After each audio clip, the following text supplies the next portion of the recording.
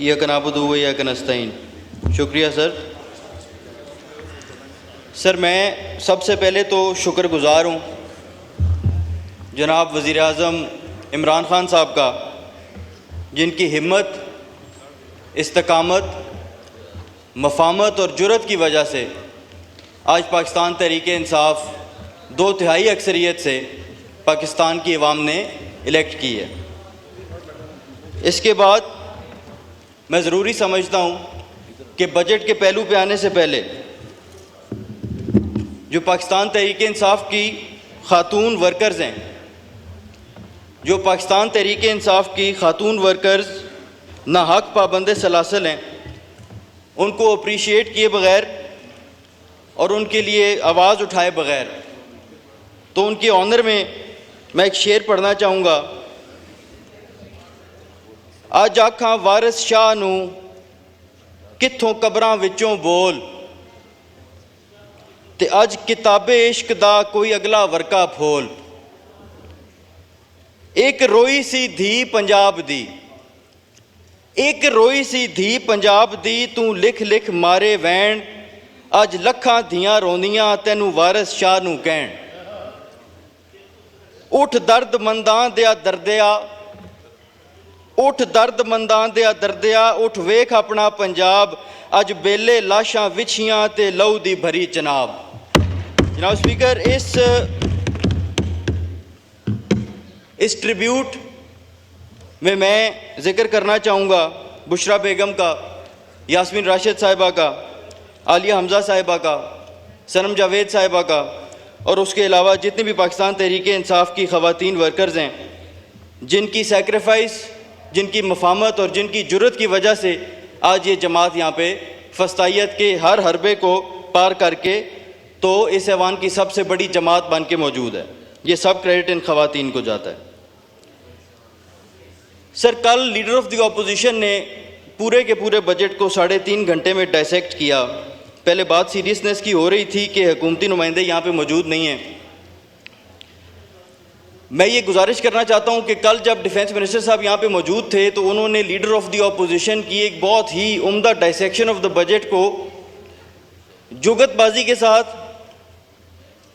Persecuted political prisoners का अपना मजाक उड़ाने के अलावा किसी एक पॉइंट का भी बतौर हुकूमती नुमाइंदा, बतौर सीनियर वज़ीर, एक पॉइंट का भी वो जवाब नहीं दे सके। इनका ना होना और इनका होना।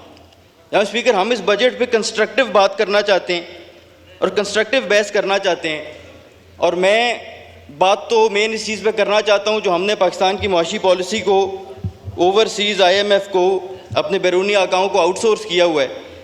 लेकिन उससे पहले एक चीज़ बहुत ज़रूरी है मेंशन करनी कि सर, जब Pakistan economic survey finance minister साहब ने अनवेल किया इस साल का, तो डॉन की हेडलाइन थी, डॉन अखबार की हेडलाइन थी, agriculture the only saving grace in an otherwise abysmal year.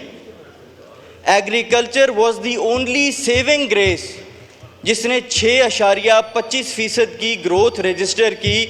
वरना जनाब स्पीकर, जिस सनद को आप प्रोटेक्ट करते हैं, जिस ट्रेडर को आप प्रोटेक्ट करते हैं, वो कॉन्ट्रैक्ट किया उस किसान ने 6.25% की ग्रोथ क्लॉक करके आपको 2 साल कंसेक्यूटिव GDP कंट्रैक्शन से बचाया। और अब उस तरफ आ जाते हैं कि हमने उस किसान के साथ किया क्या। यहाँ स्पीकर, यूक्रेनी गंदम पे बहुत बात हो चुकी है, लेकिन इतनी खुल के बात नहीं हुई कि ये एक दिन दिहाड़े वारदात हुई है, एक दिन दिहाड़े डाका डला है उस इंटरिम गवर्नमेंट ने, जिसको भी ट्रेजरी बेंचेस पे बैठे हुए लोगों ने सेनेट के वोट दिए हैं। कराची से लोग हैं,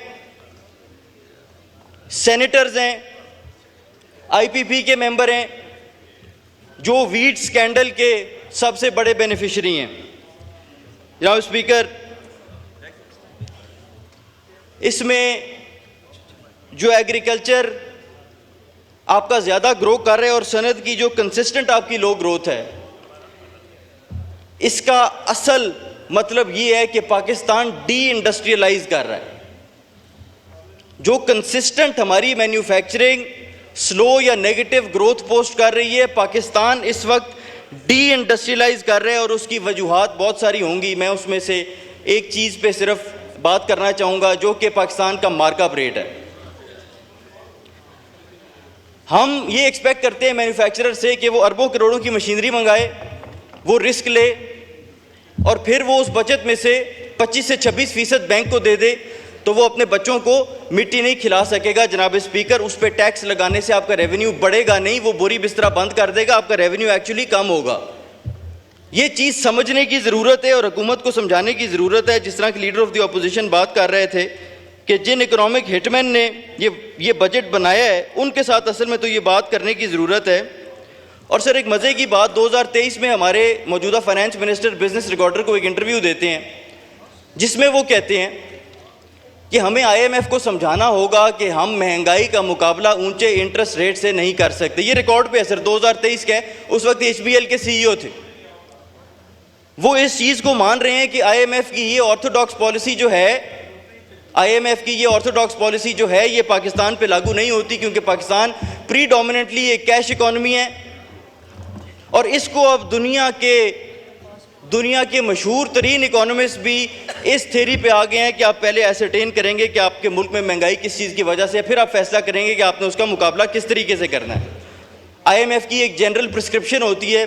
फाइनेंस मिनिस्टर साहब 2023 में कह रहे हैं कि IMF से बात करने की ज़रूरत है, तो हम उन्हें कहते हैं कि सर अब आप करें ना। क्या ये वो तस्लीम कर रहे हैं कि वो IMF के साथ मुज़ाकरात में फेल हो चुके हैं? सर, मैं इस खित्ते में एक मुल्क की मिसाल देना चाहता हूँ जिसने 2019 और 2022 के दरमियान मार्कअप रेट भी रिड्यूस किया, एज लो एज 7% ले गए और साथ साथ इन्फ्लेशन की शरह को भी नीचे लेके आए। इस खित्ते में वो मुल्क पाकिस्तान था जिसका वज़ीर आज़म इमरान अहमद ख़ान न्याज़ी था, जो आज 2/3 अक्सरियत से इलेक्शन जीतने के बावजूद गैर कानूनी तौर पे पाबंद सलासल है और 17 सीटों वाली जमात को आपने वज़ारत उज़्मा पे अपना बिठा रखा है, मुसल्लत कर रखा है। इलेक्शन हारे हुए हैं।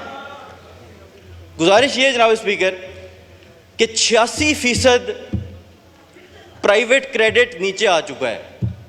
अब ये तो हो गई सनद की बात। इसके अलावा सर, जो ये हाई मार्कअप रेट है जो हमने आउटसोर्स IMF को किया हुआ है, जो हमारे फाइनेंस मिनिस्टर ऑन रिकॉर्ड हैं अपना कहने के कि IMF की गलत पॉलिसी है, हमने इस साल 8,500 अरब रुपया डोमेस्टिक डेट सर्विसिंग के सिर्फ मार्कअप में देना है। 8,500 अरब रुपया, और यही हमारा फिस्कल डेफिसिट है। इस साल पाकिस्तान जितनी भी बोरोइंग करेगा, जितना भी कर्ज उठाएगा, वो सारा पिछले कर्जों के सूद में जाएगा। जनाब स्पीकर, इस मार्कअप रेट को अगर आप पाकिस्तान तहरीके इंसाफ के लेवल्स पे ले आएँ, इकोनॉमिक्स में उसको कहते हैं सप्लाई साइड को मैनेज करके अगर आप इंटरेस्ट रेट को कम कर लेंगे। जनाब स्पीकर, आपकी तवज्जो चाहूँगा, ये बहुत अहम बात है कि हमारी डेट सर्विसिंग कॉस्ट जो है, जो 8,500 अरब पे है, वो 3,000 अरब रुपए से कम हो जाएगी सिर्फ इंटरेस्ट रेट नीचे जाने से। वो 3,000 अरब जो आपने बच्चों के दूध पे टैक्स लगा के जमा करना है, जो आपने चैरिटेबल ऑर्गेनाइजेशंस के ऊपर टैक्स लगा के जमा करना है, जो आपने एक्सपोर्टर के इंसेंटिव्स वापस लेके जमा करना है, और आपने सैलरीड क्लास की बाइंग पावर ख़त्म करके जो जमा करना है, वो सिर्फ और सिर्फ मार्कअप रेट नीचे करने से हो जाता है। लेकिन इनकी सीरियसनेस सर, घड़ी के 2 मिनट, इनकी सीरियसनेस ये है सर कि 2022 में ये हुकूमत में आते हैं, 22 अरब डॉलर पाकिस्तान के फॉरेन एक्सचेंज रिजर्व्स में पड़े होते हैं। पाकिस्तान तहरीके इंसाफ की हुकूमत 22 अरब डॉलर छोड़ के जाती है। मिफ्ता इस्माइल साहब वज़ीर ख़जाना बन जाते हैं। इसहाक डार साहब बाहर से प्रेस कॉन्फ्रेंसें करने लग जाते हैं कि ये नाअहल वज़ीर ख़जाना है, मुझे 25 साल का तजर्बा है IMF के साथ नेगोशिएट करने का। और ये बातें करते करते मिफ्ता इस्माइल साहब को वो कुर्सी से हटा के एक बड़ा चार्टर्ड जहाज़ आता है, इसहाक डार साहब आते हैं, सर वो कहते हैं मैं अभी जहाज़ में बैठा नहीं था तो डॉलर की कीमत 2 रुपए गिर गई थी, वो जहाज़ से उतरते हैं डॉलर की कीमत 50 रुपए ऊपर चली जाती है। सर ये संजीदगी है, ये इनकैपेसिटी है और ये एहलियत है। सर बड़ी सीरियस और बड़ी कंस्ट्रक्टिव गुफ्तगू। सर सिर्फ मुझे 2 मिनट दे दें सर।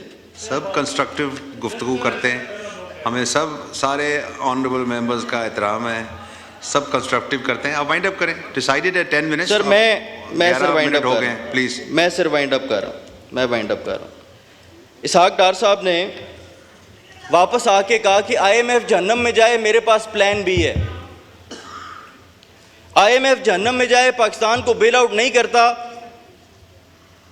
तो मेरे पास प्लान बी मौजूद है और मैं उससे पाकिस्तान को बचा लूंगा। उसका अंजाम एंड पे क्या निकला कि यहाँ पे नेशनल असेंबली में एक रिपोर्टर ने उनसे सवाल पूछा, फ्रस्ट्रेट होकर उसके मुंह पे उन्होंने चपेट मारी और फिर उन्होंने IMF के जाके पांव पकड़ के खुदा का वास्ता है मेरी नौकरी बचाओ। ये वो वजूहात थी जो 1 साल के अंदर 22 अरब डॉलर से 4 अरब डॉलर पे पाकिस्तान के फॉरेन एक्सचेंज रिजर्व्स आए।